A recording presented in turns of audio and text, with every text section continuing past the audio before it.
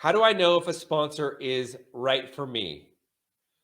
Well, my first answer is he's your sponsor. That's how you know he's the sponsor that's right for you.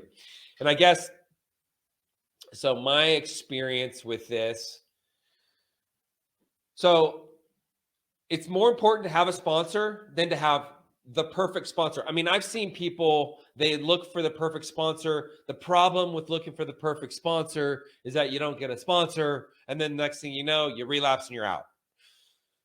It's more important to get a sponsor because that's part of working a 12-step program. Like, your best thinking got you where you are today. So the best thing you can do is get a sponsor, go to a meeting every single day.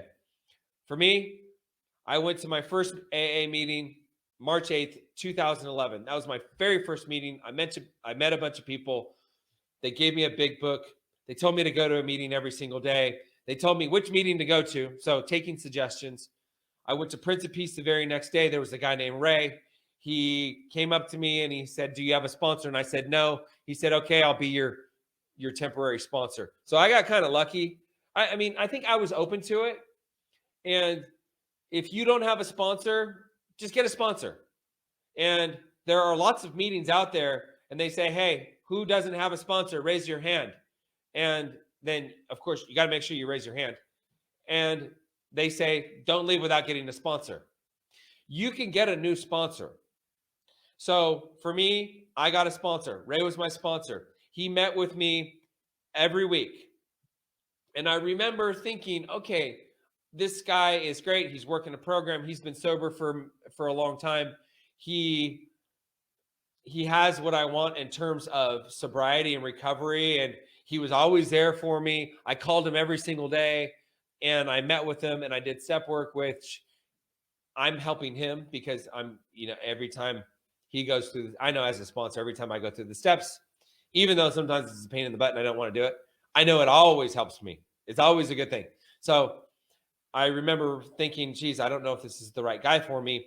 And then I came across another guy and he had different things in his life that I was attracted to, meaning business and his family life and his personal life. And so he had some interests that were more in line with my interests, meaning like hobbies and interests and so forth. And so I ended up switching sponsors and I got a different sponsor and his name was Todd, and Todd was my sponsor for 7 years and he was amazing.